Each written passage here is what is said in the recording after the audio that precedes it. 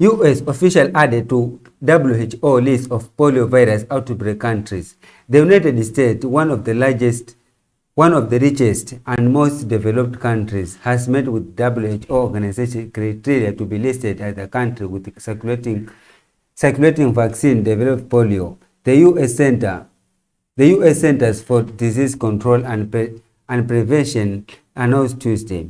The U.S. now joins the ranks of around 30 other polio outbreak countries, large, low, and middle income, including Ethiopia, Mozambique, Somalia, and Yemen. Notable, the list included just 2 other high-income countries, the United Kingdom and Israel, which have detected the circulation of poliovirus strain genetically linked to the one spreading in the U.S.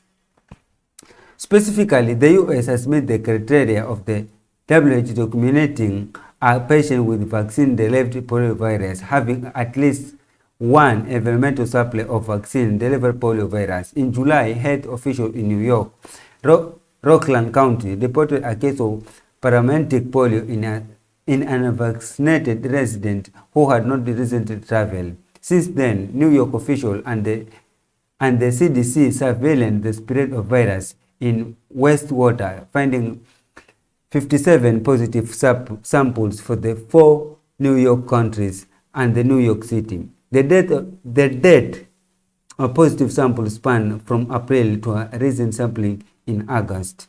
Inclusion on the WHO polio outbreak is listed in a new low point for the US.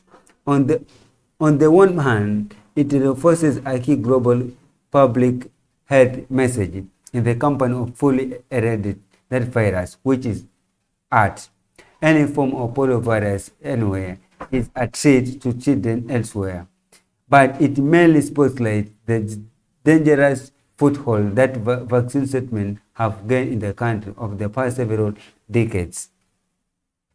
The vast majority of US population is vaccinated against polio and well protected from the dangerous disease.